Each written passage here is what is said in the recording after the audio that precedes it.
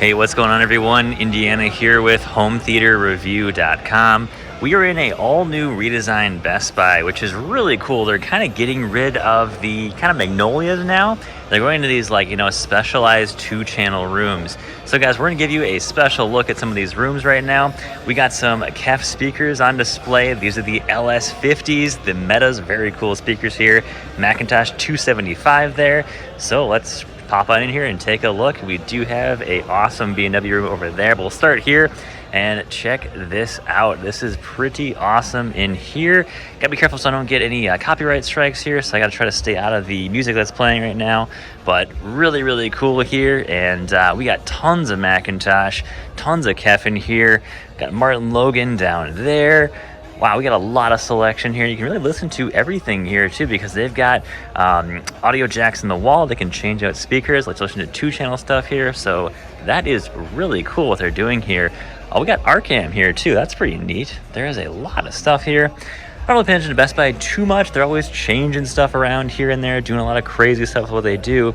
And it's hard to always keep up with everything that's happening with a number of these brands. Let's see what we've got going on in the B&W room here. All right, we got some awesome stuff here.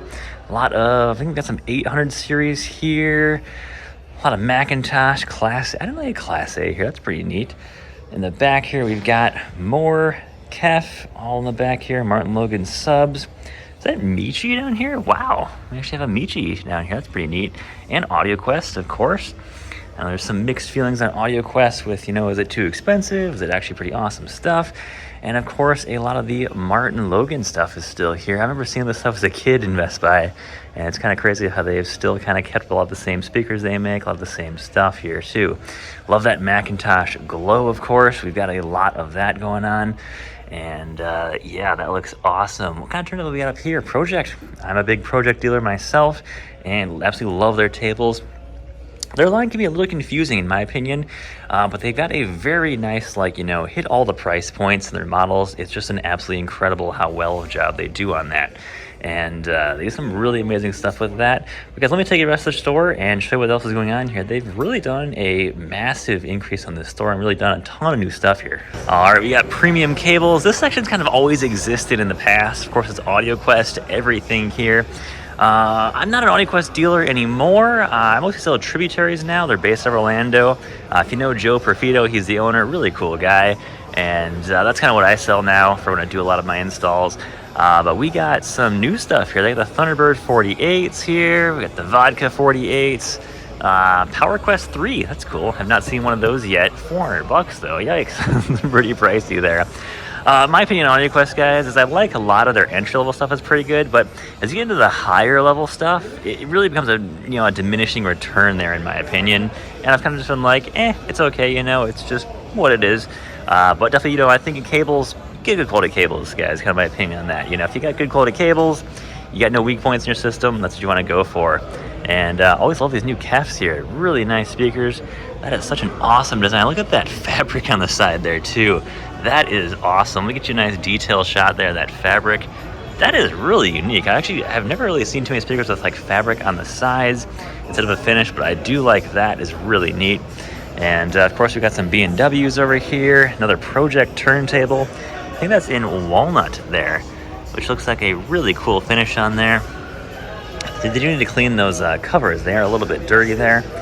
And got something Sennheiser here. I don't know what that is. Like some type of stand for Sennheiser. Oh my goodness, some of the room correction software here. Yeah, that's probably what it is. Room correction here for some of the larger. I actually got to do a review of this for another company that I used to work for. The Amiibo sound bars are pretty cool. Big, chunky, I will say that. They're definitely not small sound bars by any means.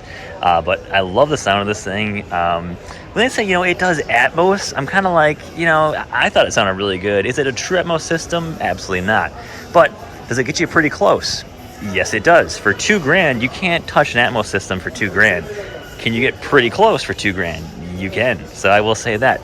If you got a smaller apartment, something smaller, you want to try to get Atmos, you don't want to spend a ton of money, that's kind of the way to go. But don't think that you're actually getting a true Atmos system by any means. It's definitely not. Does not sound the same. Pair with a nice subwoofer though, and you're gonna have actually a pretty sweet sounding system in my opinion. Of course, we got some new Sonos here. I do sell a lot of Sonos myself. You gotta kind of keep Sonos in place. I tell this to all my clients. I like to say, Sonos is a great solution audio product. It works really well. It's just, you turn it on, it's good to go every single time you turn it on. No, it's not the best selling stuff out there, but it's simple, easy to use sound, and that's the reason why they sell just a crap ton of Sonos all the time, is it just works. And there's people that listen to audio, there's people that want really good audio, and there's people that just want really good audio that just works. So there you go. You got kind of those two groups there, and Sonos really just hits that first group really well. People who want audio that just works. No setup, no tuning. Turn on, you're good to go. Check out these new clipses here. We got this light finish on this thing, and then is that orange? Oh wow, yeah. The actual grill on the inside is orange. That's a magnetic grill there. White plinths, white face here. Really cool, honestly. And of course, they're showing off the whole system here, all in just like a section on a shelf. So of course, these would be your surrounds, or they could be your fronts. You want to buy the big tower speakers. Pretty cool over design here. I do like that look. That kind of orange accent on the side with that white and light grain. Looks pretty cool. All right, let's check out some OLED QD mini LED.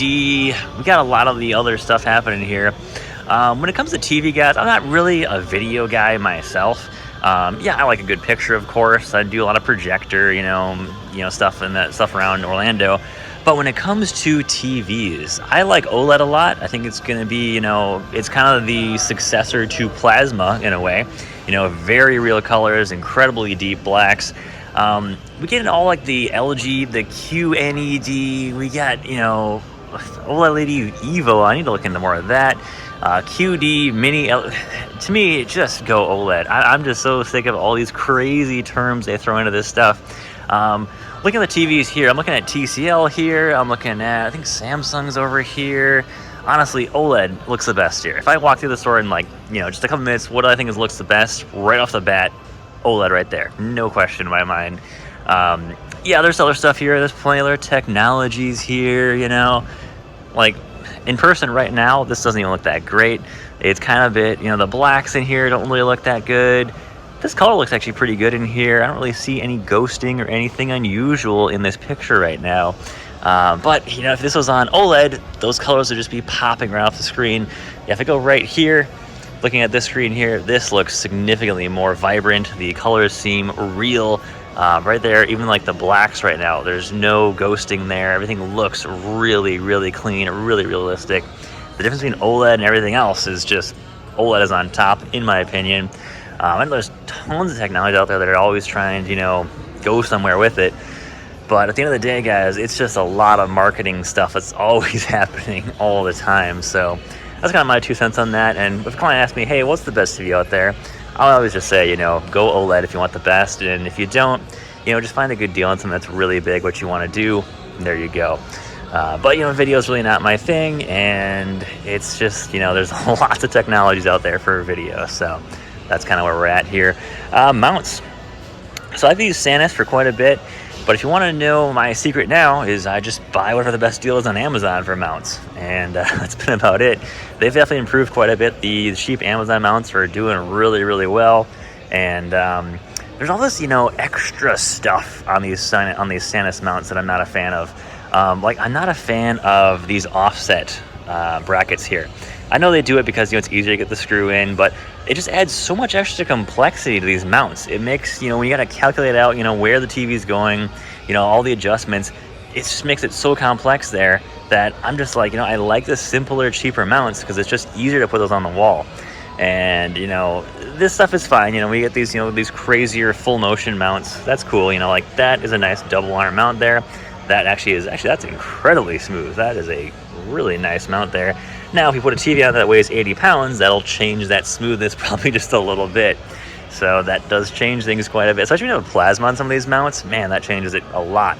Those things get really heavy. They really tighten up all those, joints on that mount there, and it gets tough to move. But that thing's pretty smooth there. What else we have here? Rocket Fish is here as well, too. But, man, these mount prices are just crazy high. I mean, look at this 42 to 90-inch TV, 150 pounds. And, I mean, come on, 4D. Okay, let's chill out here, Sanus here. But this is just a standard, it got extend, tilt, swivel. Cool. I always like the extend on those mounts. You got to access the back of the TV. That's nice to have, but $129. I could get something similar for this on Amazon for like 60. And that's, I don't know, that's kind of just my thing when it comes to these. And what is this whole frame thing? I don't always have that much space on a wall, put something like that on there. So you got a 42-inch TV. Is that going to be visible behind a 42-inch TV? Yeah, I like the smallest footprint I can get behind a mount, and there we go. I want simple, small, but yet holds a lot of weight. Give me that, This thing is definitely, I can install this if a client buys this, but it's not my thing there. So, got my 2 cents on that. All right, Roku versus Fire TV. If you guys are wondering, I'm a big fan of Roku myself. I've had both. I've just seen Fire TV to have more hardware issues than Roku. That's about it. I will say they're very neck and neck with a lot of things. And honestly, it's kind of the smallest little details now are going to kind of get to them. So if Roku comes out with something else that makes their hardware not as reliable, but Fire TV comes out with something more reliable, I'll flip back over to Fire TV. I just don't like replacing those little sticks all the time. That's what I was doing with Fire TV. I was buying like a new one like every 2 or 3 months. The one would fail on a TV in my house, buy a new one. I got sick of it. Like, let's try out Roku, and we replace them like maybe one a year at this point. So it's a lot nicer there to not have to swap them out so much there. But here's our cheaper TVs here. At the end of the day, you gotta be careful. Like, some of these have like the brightness cranked up. Hard to tell, on camera right now, but this one's the brightest here out of all of them from what I can tell. And I don't know, they all kind of look about the same. This one looks probably the best out of all of them here. I'm looking at them, just kind of the sharpness of it. But again, it's hard to actually say that because if that one has the brightness cranked up, or this one has the brightness cranked up, this one's got, the sharpness cranked up. There's a lot of variables here. Am I seeing these TVs as all exactly set up the same? Nope. And that's definitely not the case. Some of them have all these, little tweaks done to them, and one can look nicer, but you get it home, it won't look the same if you don't actually have the same amount of tweaks on there. So let's always be careful of there. Well, all right, guys, that's all I've got for you today. Of course, always new technology coming out, always new stuff coming out here. And of course, this is the new Best Buy. It looks super sweet now. And just, love walking through here, checking out what's new. So, guys, thanks for watching. Take care. And don't forget to check out hometheaterreview.com. Stay safe out there.